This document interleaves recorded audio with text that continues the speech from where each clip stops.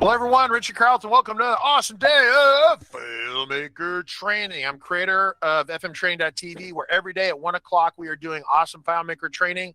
We have an arsenal of awesome people that help us with the live streams. An arsenal. Margaret, we need like a little slideshow of all the arsenal of people, awesome people. So we got Kyle, we got Nick, we got Kristian, we got Jonathan Ray, I got Monkey Spread. He's there. He runs around, does his thing. We got Calvin. Yes. So let's talk about the upcoming broadcast schedule. Some important. So there's really a lot of kind of a big week for being this close to Christmas. There's a lot of stuff going on. Not all of it good. So I'm going to press the live training button here and bring this up. So this is the upcoming broadcast schedule. So if you go to fmtraining.tv, you can check out who we are and what we're doing. We're doing a lot. So just bear with me a moment. So we are doing the free live training at live stream right now, every 1 hour, every day. We will be kind of going during the holidays, but there will be breaks in the action. We will alert you to that. We're definitely broadcasting next week, at least through Wednesday. And then I think we're going to slow down on Thursday, Friday. The following week is kind of up in the air. We're not sure. So today is going to be day one of Kristian's Wolfpack or pack update. We're going to do that in about 10 minutes. It's going to take me about 10 minutes to get through some announcements. And then tomorrow and then Thursday. So 3 days of Kristian Olsen being here, which is awesome.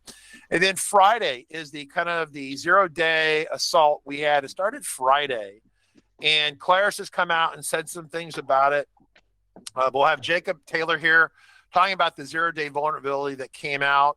I think the short version of it is Claris basically said, well, if you stay up to date with FileMaker, you're not going to have a problem. And of course, then we have people out there who are like, yeah, but I use FileMaker 14 and it's on my Mac server and it's on the internet and it just works great, right? Well, there are probably multiple security vulnerabilities that have been patched. In fact, I know there are in your software. So as much as I love the people who use like retro stuff, you're kind of exposed, right? So just keep that in mind. Reminder, Kristian, go ahead and just mute for the moment. I hear some rustling or whatever's going on. And then, so what happens, we bumped Kyle Williams. So if Kyle Williams is here, is he here today? I don't see him here at the moment. Kyle was gracious enough to allow himself to bump. So we kicked him down the street a little bit. So Friday is going to be kind of our security kind of mode, and we're going to talk about this vulnerability. Basically, the vulnerability came out Thursday, Friday last week, and people started vibrating, and it was literally a 0-hour vulnerability. It was announced, and within that hour, there were already exploits that were available out there where people were being attacked. So it was announced that within an hour, there were attacks already underway.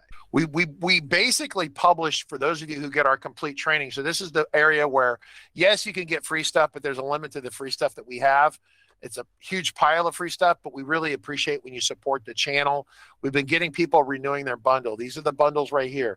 We don't sell individual courses anymore. If you want our on-demand video training, you want to support the channel, you want all the awesome stuff, you really want to get this item right here. This will get you the 4.5 hours of AWS walkthrough, setting up your own EC2 servers with Jacob Taylor. He goes through it very, very slowly. We talked about this yesterday. I think, Margaret, you talked about this a little bit yesterday? Yes? Yeah, yes, and she did. That's where she says yes, and she's part of the conversation, yes. Interactive, yes. Right? No, we did. Okay. We talked about that, and we also talked about briefly about the deploy courses that are available, and also have had several hours of new content just added.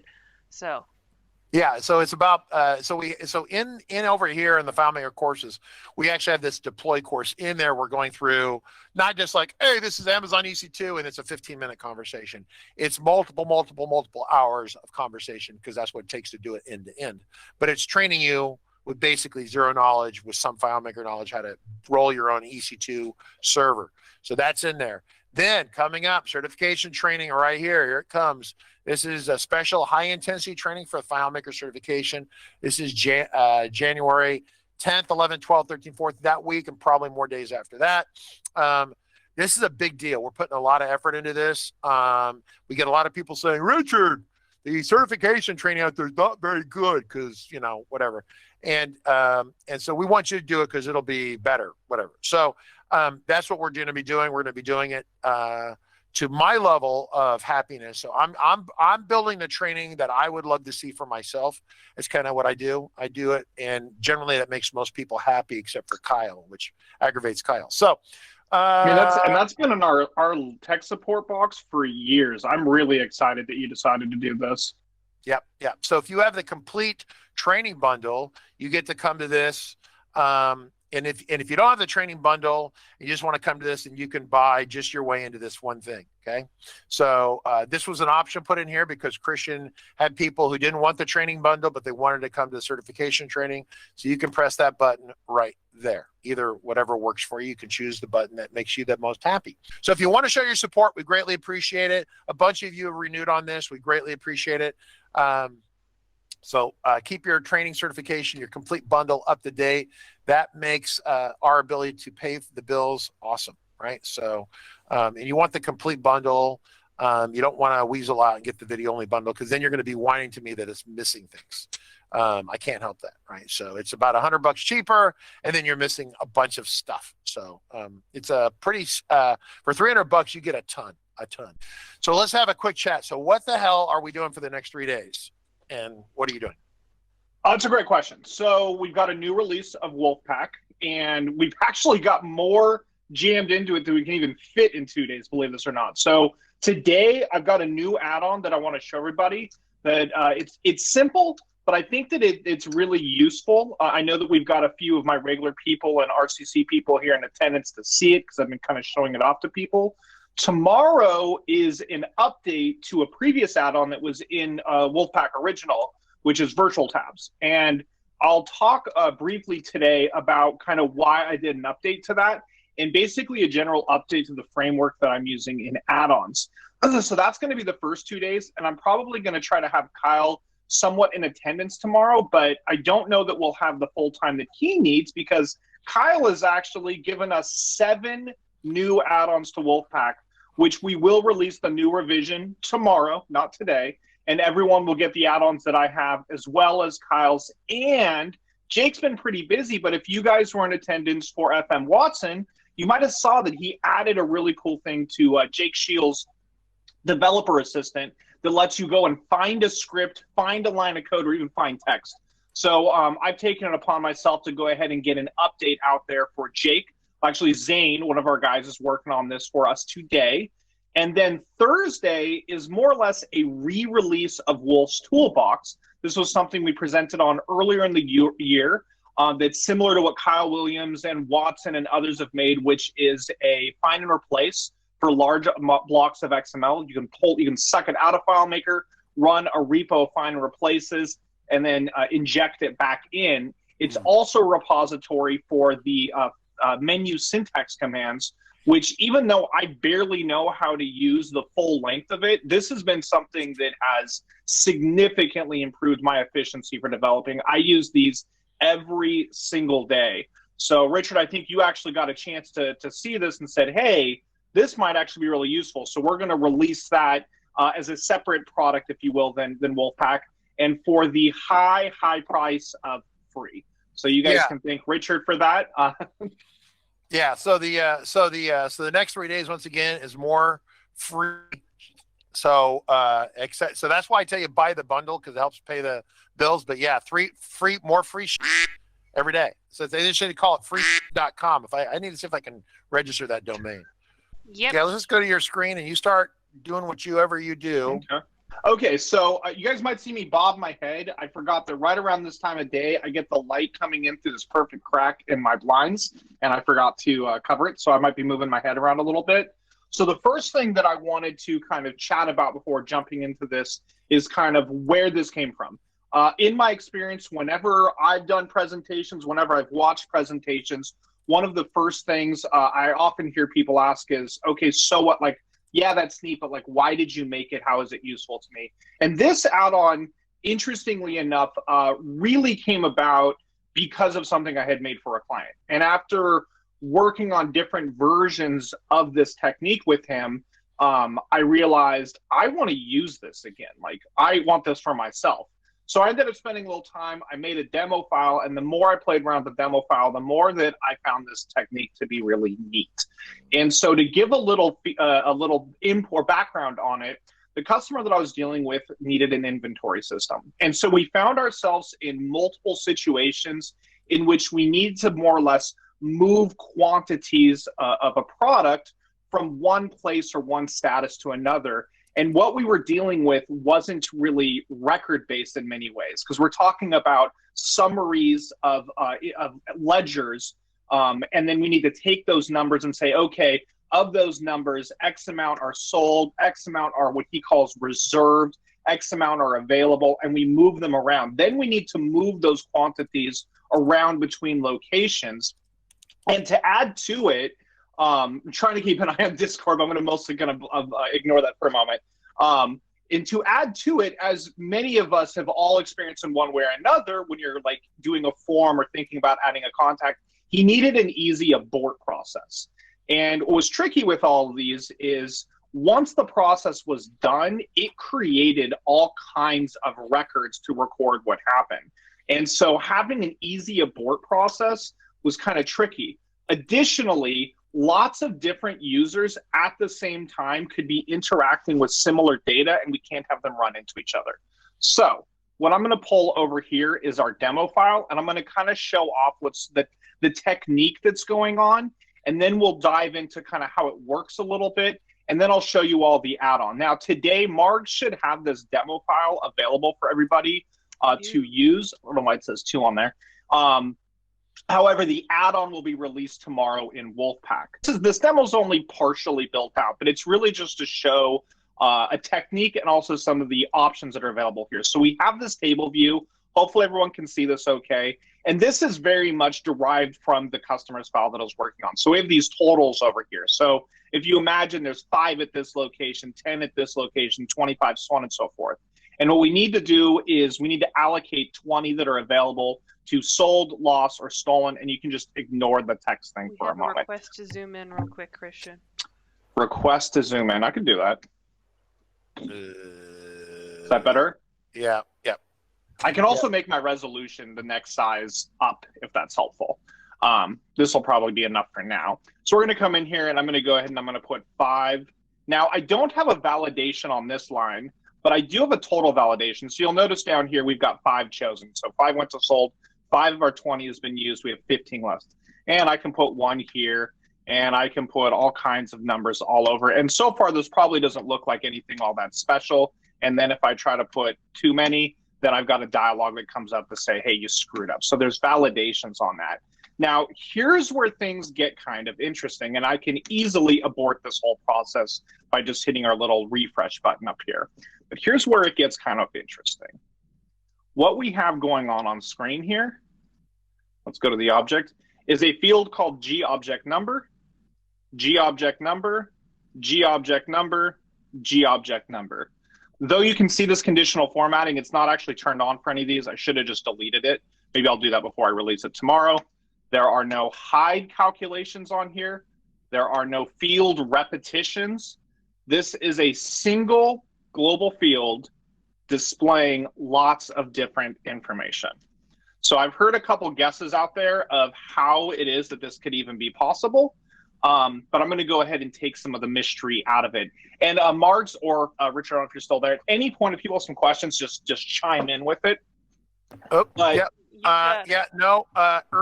okay, Margaret, you posted the link, the bit.ly link. Is this, are we releasing it or not releasing it? Virtual underscore fields underscore Kristian. Demo file is totally available today. They can download and play with it. This one here. Okay, so Correct. What are we releasing tomorrow? The add-on will be put into Wolfpack, and I'll show that. Got it. And that's going to be Wolfpack version. What version of Wolfpack are we calling that? I knew you were going to ask me that. I think it's 7 or 8. Hey, you're the damn product manager. I know. I double so. It'd be like if I went to Rick Kalman, he goes, "Hey, what's the current version of your product?" He goes, 9. No, the last revision I have a record of is 6, but for some reason I thought we already did 7. But Kyle's telling me it is 7. So yes, tomorrow is Rev 7. All right, Kyle. Thank you for keeping Kristian honest there. That's what I thought. That's what my records indicated. But for some reason, I thought the last one was 7. But thank you, Kyle. He's keeping me. I'm underwater on a bunch of different things. So yeah, so we've got this grid going here. We've got validations, but what the heck is even going on? First of all, I'm just curious if anyone has any guesses. So far, nobody has guessed this. Richard, any idea how these numbers are even being displayed? Yeah, no, I have no idea how that's being displayed. Is it a pivot? Are we doing a pivot table? Is that kind of what this is? No. Okay. No, it's it's really kind of a virtual list, but it's interesting because, as you guys will see in a moment, it doesn't require a virtual list. So part of where this actually came about, right now we're in list view, we're not in a portal. It works totally well in a portal though, and as long as I have time, I will show you all how you can make it work in portals, list view, in a form view. You don't even need to necessarily have it in list, but the reason that's nice with lists is when you're in form view, you can just make lots of globals for all the different fields that you have. The difficulty when you have a list, as everyone knows, if I put one value here, it's going to show the whole, the same value all the way down. It's kind of like a virtual list. And where this also kind of came from, one other little tiny backstory, is I had a customer who needed to add products to invoices, estimates, purchase orders, blah, blah, blah. And we'd have a screen come up, and similar to it was inventory as well. They needed to see how much they had in stock of each of those items. The problem was the amount that they had in stock was the sum through a relationship of another table. I threw that summary field on screen, and on the iPad on a wide area network with too many records shown, it just became awful to use. So what I realized I could do is take the exact same technique of a virtual list field and basically go to the server, put the fields in the same order, and create a return delimited list of the amount in stock, store it in a variable, return it to the client, and then display those in an unstored calculation that's just displaying a variable. But I really was doing it wrong by doing it that way. I was getting the value for record number, and what we do here is actually a lot better. So I see some guesses out there. I'll go ahead and I'll show you guys what's going on. And actually, I've got another layout that we're going to switch to just momentarily. Okay. So first of all, on this layout, we should be able to see what's going on. So I'm going to go ahead and hit this play just to initialize it. I thought I'd see some values down here. Wondering why I don't. 1 second. Is it just because this layout's so big? Huh. Well, it's working, but for some reason my diag that I wanted to show you guys is not working all of a sudden. 1 second. There it goes. I don't know why that wasn't showing a second ago. And let me zoom. That's probably because I'm zoomed in. Yeah, the zoom in makes you lose that. So I'm going to zoom out for a moment. Guys, bear with me. If I need to make my resolution bigger, just let me know. All right, so what I'm going to go ahead and do is I'm going to put some values in here real quick. So I'm going to do Bo. I'm going to do Charlie. Spelled wrong. I'm going to do Shadow. I'm going to do Kevin the Snake. I'm going to do Margs. And I'm just going to throw some random values in here. And what you guys are probably starting to see come up down below, rough. Perfect. Is we've got a JSON array down here, okay? And so the way that this array is being configured is we have an ID that represents different objects. And then each of those objects has fields. So we've got cats, Shadow, reptiles, Kevin. We've got another ID, cats, big kitty, so on and so forth. So how is it getting displayed up here? So let's go into layout mode and let's go take a closer look at those fields for a moment, okay? And the trick here is placeholder text. So we've got a custom function in the placeholder text. And so if I take this and I put it in the data viewer, then I'm going to see a value based on the record that I'm on. That's weird. It didn't paste in. I just can't see it. Okay. And let's click on a record that does have a dog. Refresh. Wow. God, every time this giant resolution tends to get me. So what we're doing here, I'm just going to close this. What we're doing here is basically saying this ID right here is the ID of the record. So each record that you're in can self-evaluate to figure out what object it is. Each of the fields passes a key, cats, reptiles, dogs, or text. This is how it's able to decipher which piece of the array that it is. Last night, I even added a little trick where if you click into it, it automatically injects itself into the field. Because the problem I had before is if you clicked into a field and clicked the delete key, nothing would happen. So there's still kind of a little bug with that, where if you delete everything, you'll see the initial value there. And then in terms of an encoding, so let's go back to layout mode. So if we click on this display value is basically passing this VF key text, but I'll give you guys a little break here. All that is some text that says this. So basically every single one of these fields passes something with a dot on it, like sold or cats or dogs. I just made it a custom function because what I really like doing with my add-ons is having everything reside in the custom functions. That way, if I need to update anything, I have a singular location that I go to change it. Because in addition to displaying this through the placeholder text, there is a script trigger on here that says, hey, when you call this array, pass that key. And then you can imagine elsewhere in it, that's what it uses to decipher. Okay. So that's the general principle there. Now I want to make sure that I don't run out of time here. So I want to move on to installing the add-on to show you guys how this has even more versatility. And I'm gonna go show everybody here in a second kind of how to configure them itself. I just wanted to at least spend a moment to try to explain kind of what's going on there, which is basically when you click into fields, it adds a value. So like, let's go over here to the Shadow and Kevin. So where's Shadow and Kevin? Shadow and Kevin, let's add a dog to this. Dog. And you can see dog just got added there. And so it's really nice with this. Again, the versatility is you can add as many fields to this as you want. You just have to make sure that the placeholder text and the script trigger have the same basically key so that they know what they're being encoded to into the JSON. So you don't have to know how to write JSON or decipher JSON to make this work. You just need to be consistent with them. And that's why I would even recommend when you do it yourself, come in here and take a look at these keys. Again, it's literally just text, but you don't have to do the custom function. But if you're not sure how this works, look at how one of the fields is there and just replicate it. Okay, so we're going to go ahead and cancel that. I think I was going to say something on that. Can't be rotated, great, same hertz.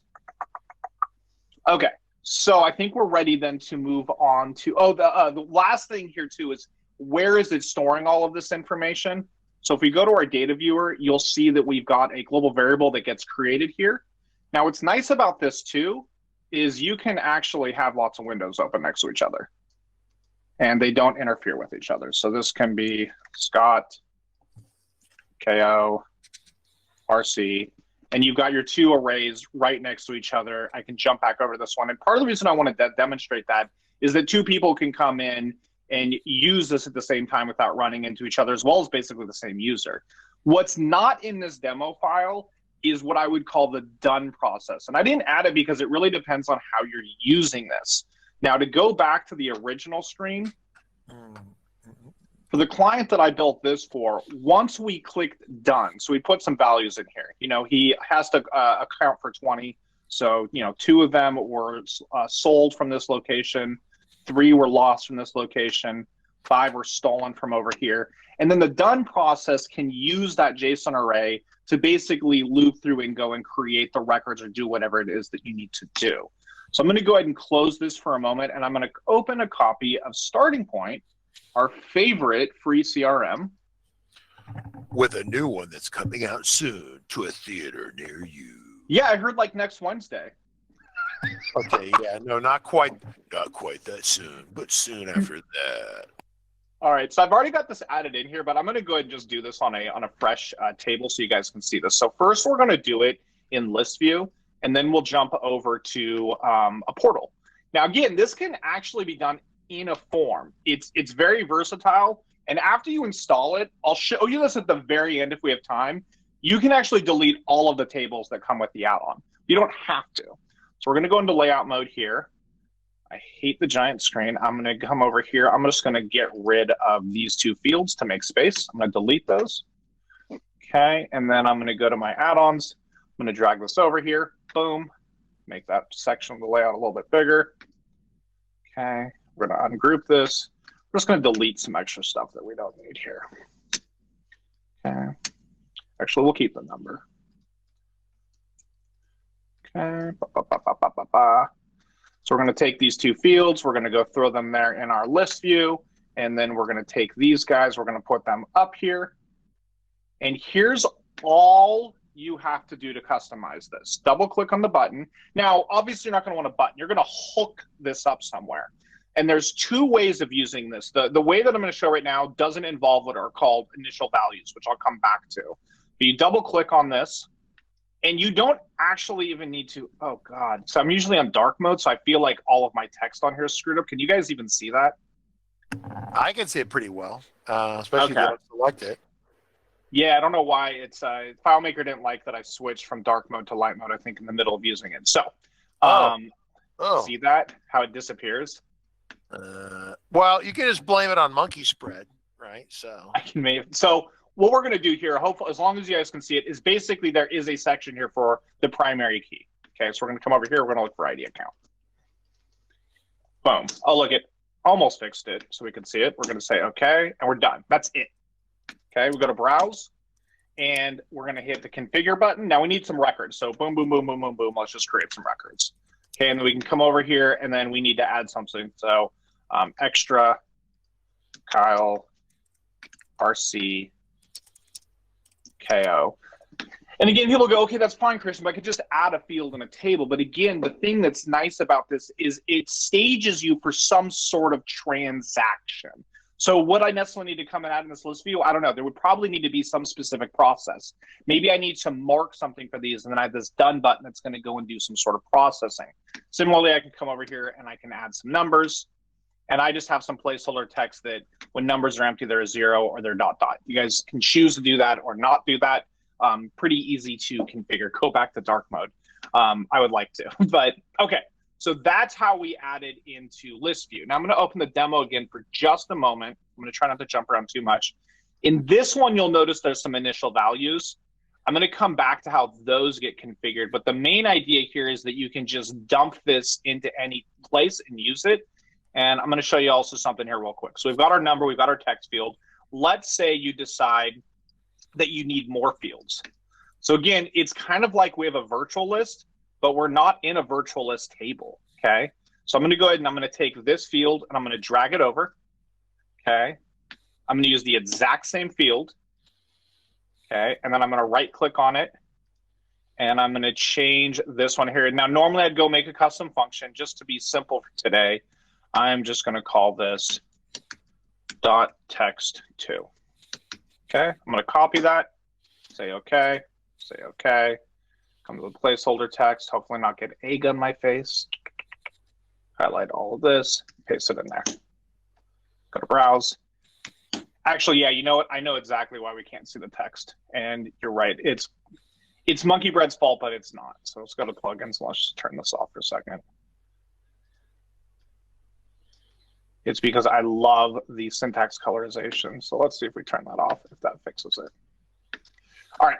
So now we've got this other field over here, and I hope it didn't like that. Let's see if I'm going to get egg on my face. Oh, it's not liking something there. Oh, I know what it is. Sorry. I added a feature late last night right before presenting, which is always a good idea, right? So let's come over here and put the key in there. So actually, you do need to put it as the parameter for both of those script triggers. Okay, and we'll come back and we'll do Kyle over here. We'll do Margs. And so again, one of the things that's even just nice about this, so if you guys are I know some people are familiar with virtualists, some people are not familiar with virtualists. One of the inherent issues with virtualists is you're dealing with unstored calculations. So, you know, if you need to do some sort of dynamic export or import, it's fantastic. If you need to do a report that there's no way to otherwise do, it's great. But one of the things that's not necessarily all that useful for is interaction. You can't click into those unstored calculations and change them unless you use this technique. So again, if this is a virtualist right here, suddenly you can have initial values, but you can come in and you can change whatever those are and update the virtual list in real time. It's not something I've been able to do easily in the past. So now you can add this to list view. And as you guys saw, we can add a whole lot of different fields if we want to. Similarly, I'm going to go ahead and jump over to a contacts real quick. And I'm going to go to the notes portal here that I've adulterated. Now, all I've done over here is I've added the field already, and I've got our little play button. And here's the difference. When I open this up, Yes, we can see the text now. So that was my fault. Sorry, buddy. This right here is the primary key through the portal. So again, in accounts, we have the primary key for account, but since we're looking at a notes portal, we want the primary key for notes. So all we do is we click on our little button, we change that first parameter. All these other parameters, 99% of the time will remain empty. I'll come back to those. We're gonna say cancel, we're gonna close, we're gonna go to browse, we're gonna save, we're gonna hit play, and then I can come over here and I can add RC, I can add KO, I can add margs. And just like you guys saw in the other layout, I should be able to pretty easily, hopefully not get egg on my face. I always hate when I have egg on my face in live TV. So I'm just going to drag that over. I'm going to drag this over, use the same field. We're going to go ahead and change that script trigger from key text to anything else, again, with the dot. So we can do dot RCC. Okay, copy that. Come over here, paste it, and then in the placeholder text. If only we could get the name of the layout object itself, we won't even have to do all those things. We could just self-evaluate. But I tried to experiment with using that last demo file I showed you guys earlier in the year, but I wasn't having a lot of success. I think Claire has deprecated that gold coin feature. So we're going to come over here. We're going to add a 1. We're going to add a 2. We're going to add a Calvin. And here's the other thing, again, that's nice about this. You can go in any order. So hopefully I never haven't necessarily lost people. Part of, I think, what can get lost here is like, well, what is that? Why does that necessarily matter again in a portal? But if you have something where you need to stage some sort of transaction, it's again really helpful, because if you go, okay, I need to allocate 1 to this thing or 2 to this, or I need to note this, and then you go, oh, you know what? Never mind. I don't want to do any of that. Boom, you have an abort. Versus your done button that can then process, go find all these records, attach things, whatever it is, the logic that you need to do. Again, for my client, what we had is we had to go find quantities in specific locations. They were in specific statuses. There aren't any records for this. There's a logic for us to figure out what those numbers are, then display them where you can see the records and these numbers next to them, and then allocate where those numbers are going to go, and then have a done process that transacts all of that with a very easy to kill this process, if that's making any sense. So let me take a quick look at my notes here. So again, yeah, we can add this in list view. We can add this in portals. And as I showed you with the demo file, I'm going to go ahead and open a new window here. I'm going to hit play. And you should be able to have this run in lots of different windows. So RCC, admin, elements.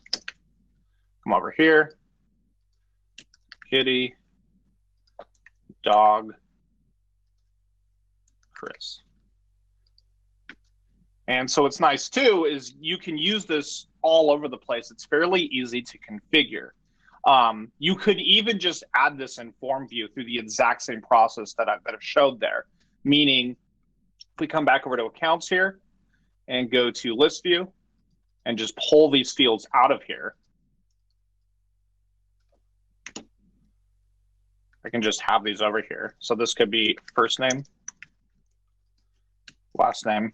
And again, I probably want to use it for this, but if you guys have ever a thing where you want to create a new record, but you don't necessarily want to save the data, boom, you could technically use it for this. Now, one of the things that I think is coming up with add-ons, Calvin and I chat about this all the time, is, I have several add-ons that have virtual list tables. So every time you install those add-ons, do you end up with another virtual list table, so on and so forth. Now, in this demo, go ahead. Were you going to say something? Yeah, there's one question that that Moki was asking about the gold coin. That was a reference to. He wants to know what a gold coin features.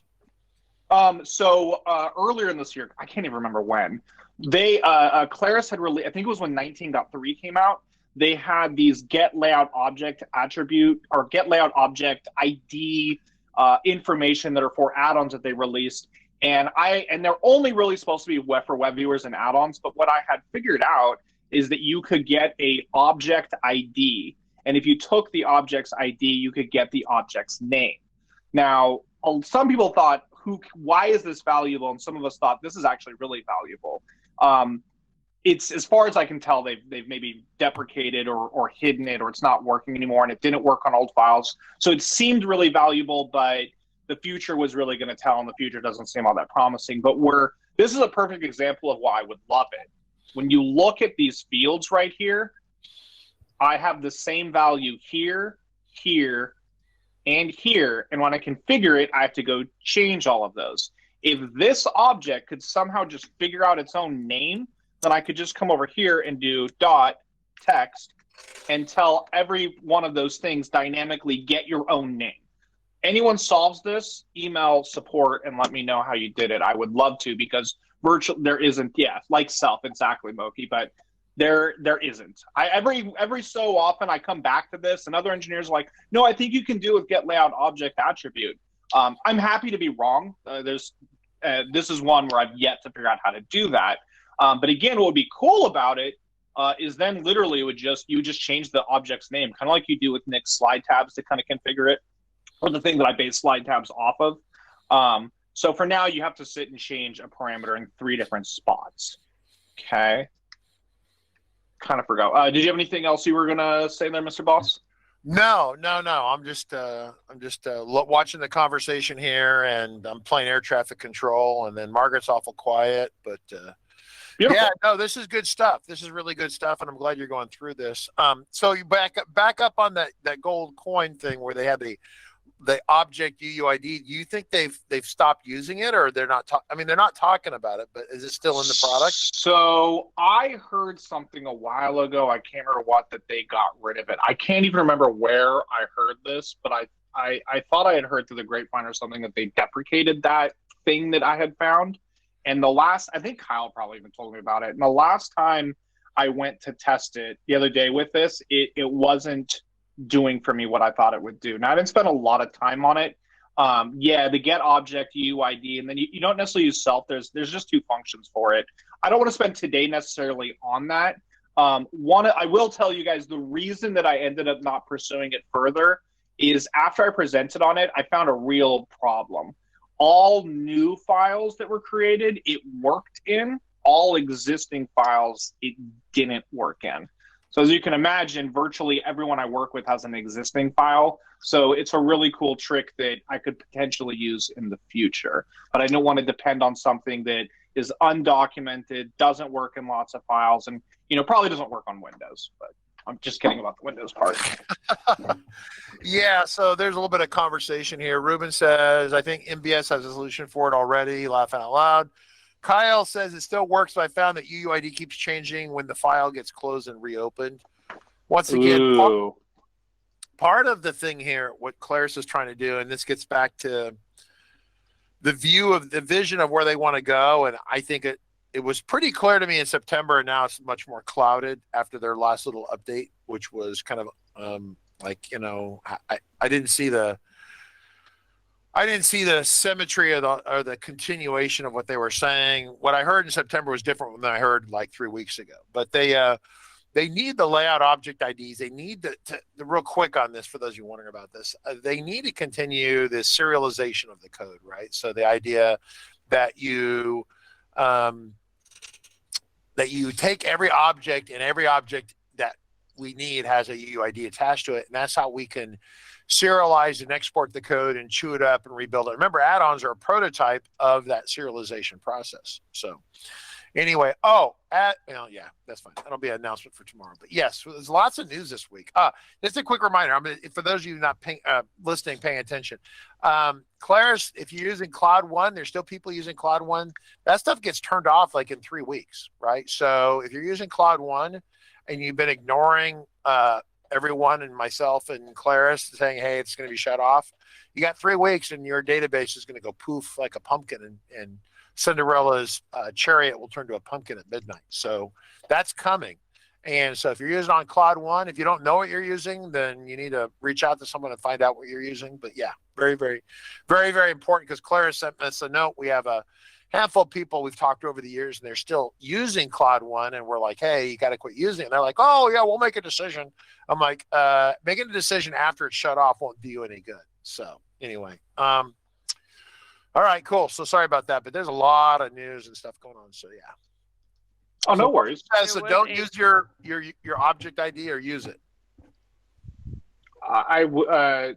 I think the consensus is just looking even at what Kyle's run into. Don't depend on using the thing that I showed off, which is why I just ended up not using it myself. It seemed really cool.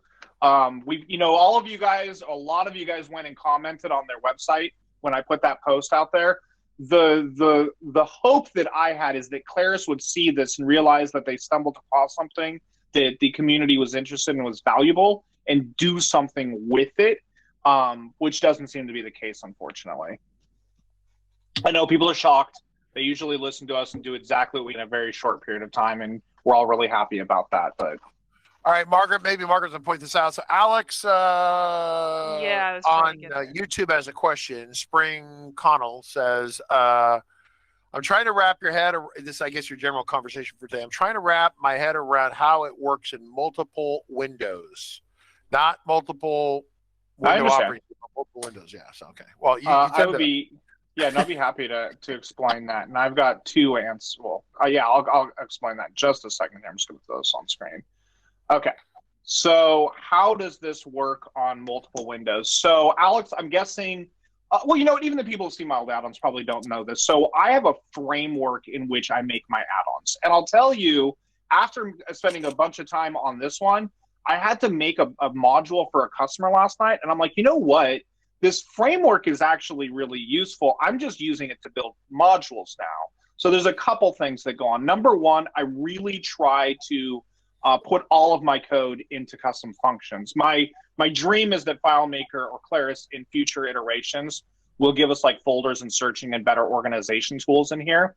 But the idea being, if I put a prefix on all of these, and this is what runs the add-on. And the reason that I do this, there's even a real simple but stupid one. When I made slide tabs, the key for the JSON arrays, I kept wanting to change it. I didn't, because I would use the word slide and panel too often, and it was confusing me. But as you guys can be aware, each of the panel buttons had to reference the JSON and use the key, the hide conditions for the buttons that go between them. Basically, everything evaluated against the JSON. So if I decided I want to change the key, I had to go to like 15 spots or 3 or 4, whatever it might be, and change it. And every time I did this, it took a whole bunch of time. So instead, and that's why I've got those keys in the custom functions here, I put them all in the custom functions. The next thing that I do, and tomorrow we're going to dive a little bit deeper into this, but every single one of my add-ons now primarily operates on this premise. I have a custom function called variable name, okay? And variable name is something that you can statically name, like in this case, it's $$ virtual table, and then this thing called window number, which we're going to talk about here in just a second. This varies a little bit depending on the add-ons. All of my previous add-ons had a global variable per window that was a repetition tied to the window number. This is not a real FileMaker function. So window number is a function that I wrote that basically counts which window that you're on. And so, Alex, when we come over here, let's say I think it's already configured on this window, and it's configured on this window, and we open the data viewer, you're going to see virtual tabs 2 and virtual tabs 1. The 2 is tied to this window, and the 1 is tied to the window behind it. I've had some issues with this function in the past if you have numbers in your window name, but I think I've got it pretty well straightened out. And so you'll see there's these 2 different arrays. And what's nice about this is there is this custom function called window or variable name, which depending on which window you're in is different. So when you're in window 1 and you call for this, it's going to have a 1 right here. And when you're in window 2, it's going to have a 2. So I'll come back, and I'm jumping around a little bit. So if we open up the data viewer and we ask for virtual fields var name, you're going to see variable 2. And so if I move that out of the way and I go to the other window, now we're in var 1, okay? And so what's nice about that is using that variable name, you can always ask for the correct array. Now, what I don't like is this idea of having lots of different variables. So this one still uses this mechanism, but starting tomorrow with the virtual tabs update, what I've instead moved to is a single variable that basically contains all of the memory for the add-on. And then we use the window number to basically index per window. So each window will become an object, and then you'll have all the data in there. Does that make sense to at least some of the people? Yeah. There's two conversations going here. So we've talked about this quite a few times. It's one of those things where we talk about it, and I lose track of who comes and goes from our live streams. So Moki has been around, but then not around, then around. We spent quite a bit of time talking about the serialization of the code underneath under the hood of this stuff. And it's important, Margaret, I don't know how you want to handle this, but yeah. The idea is that with serialization, Claris is taking the solutions that we build, and their goal is to, like, for example, if you go to FileMaker, there's this XML import that Base Elements uses. It's kind of a loose, the XML is kind of a loose, it's go to that again, click on that. It's not that. That is not it. That is XML. Okay, so let's just leave that one alone. We'll come back to that. This is version 2. Go to the database design report or whatever. We need to get out of this dialogue, I think, probably. The database design report. Okay. So this is, now stop. Doesn't matter. This is version 1. This gives you what I would call a very loose description of your solution. Can this be used to reproduce your solution with fidelity, with precision? No, it's version 1. It's been around for a long time. Now go ahead and cancel out. This up here is the one that we showed before, is the prototype for version 2. If you want to go back out, Kristian, cancel, go to that, hold there. This is the version 2. This is the one that's in, they're developing. It's what we use to build the add-ons on. It's the emergency Star Trek transporter. We had a whole thing about that. So this, when it's finally, what I would call it final, it's not final yet, but when it's final, it will precisely reproduce your solution in lines of code. Once it's in lines of code, in XML, whatever it is, then you can take that code, you can run through a text editor, you can swap it, chop it, do whatever you want. You could go through it and do a global search replace and change out all the currency from pounds to dollars to euros to Russian rubles to whatever, as an example. Then bring it back in. They have been working on this for a while. I think it's a critical part of them getting this Mongo database stuff going in the big scheme of things, but I haven't talked to them about this specific tech in probably a year, and it doesn't seem like there's a lot going on with it, but they have to do this. Without this, they're in deep doo-doo. So this is something they have to do. They know they have to do it, and this is the tech that is based. So what they did is they built the add-ons as a prototype way of playing with this. There was we have that script now where it's like, ingest the XML or suck the XML in. Is that a script step now that's available? Or did that already get removed and hidden? It's been in the betas for a while. I haven't played with it. I loosely know what you're talking about. Yeah, so this is basically the dump of the code out. And then you have to have the opposite, the ability to suck the code in. And the problem is they were like, well, we can import and export. And I'm like, the problem with import exports, we're already using that to describe other things.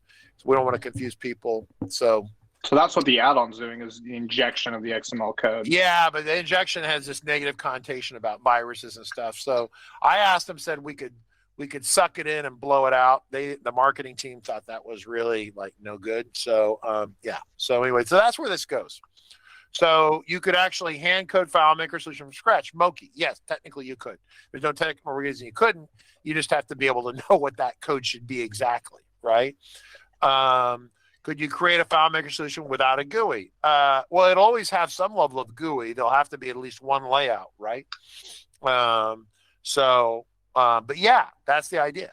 We're playing on the edge of this XML 2.0 thing. And what can we do with it? I think that's a lot of what we're playing with, because that's the whole add-ons, right? So well, and yeah, on that, that's exactly it. So in the past, when I've made something cool for a client, it's kind of been like either I let it go or try to memorize it or make a demo file. And that's the first thing I did with this technique, because I built this for a client. We used it once, then we made it better, and by the end product, I was like, I could see myself using this again in future projects. How do I get this into a future project with minimal effort? And frankly, I wish I had this initially working with him, because I'm still working on these, but it was before I made the add-on, so it's a bit more work to sit and configure his. Then making the demo file, you just make it totally injectable here.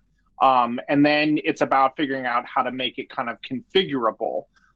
So one of the things I was going to even show here, so, you know, adding values is one thing that's useful, sure.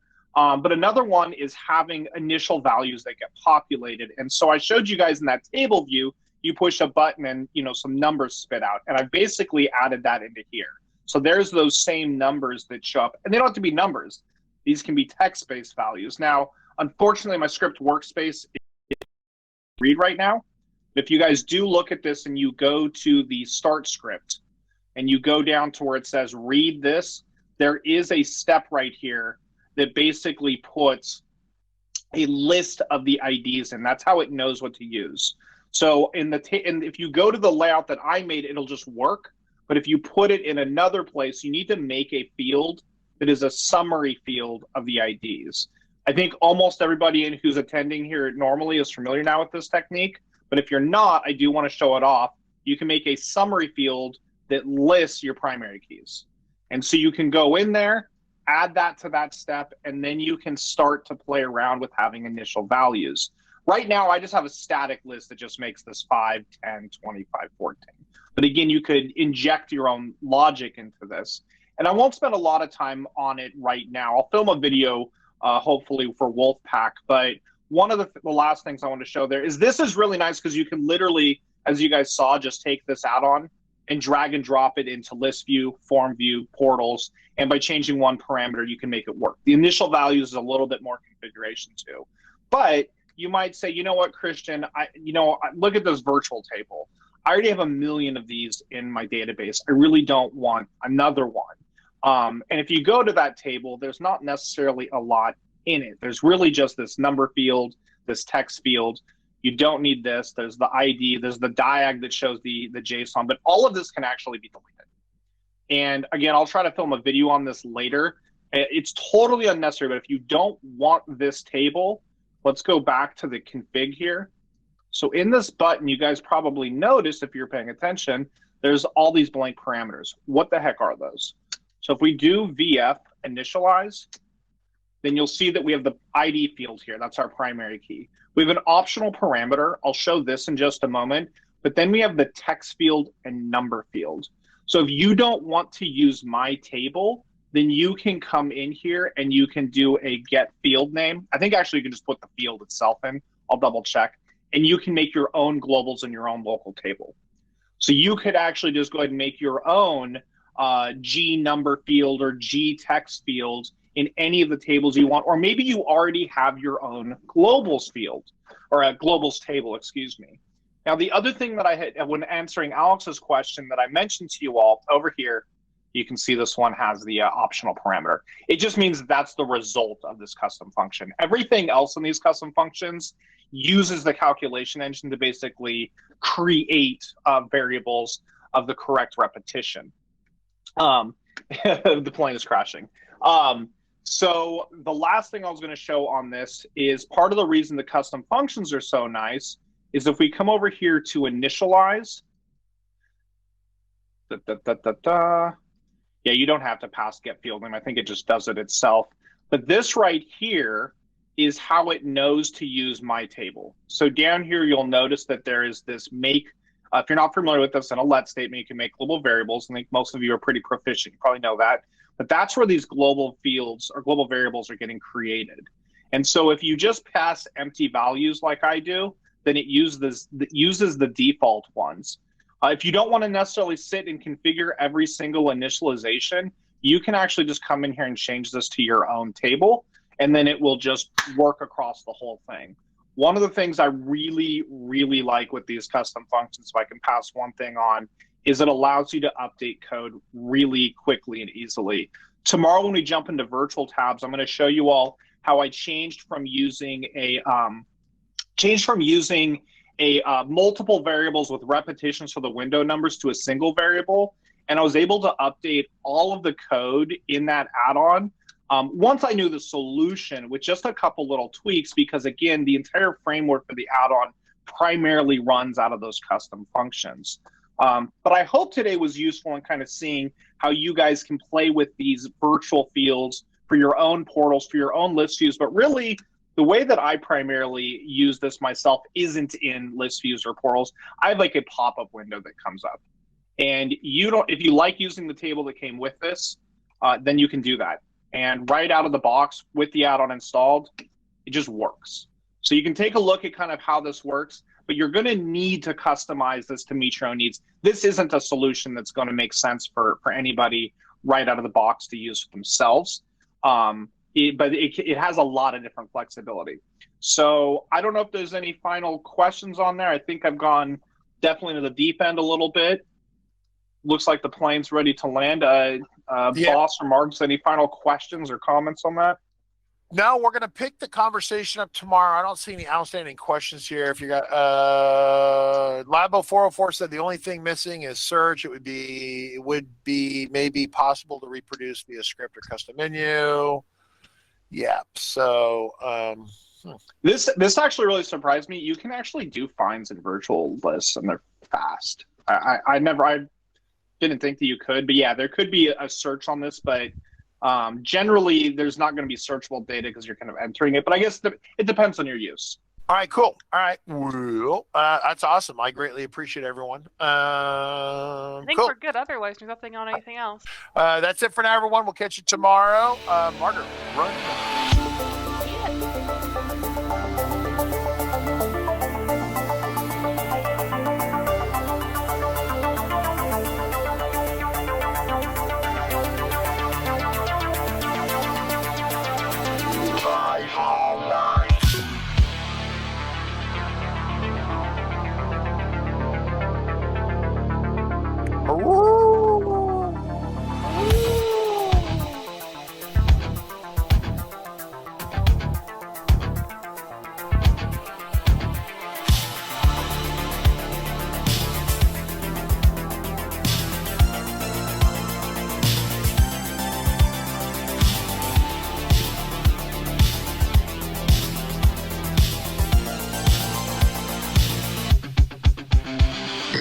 Got a report of an individual up here who may be a FileMaker license.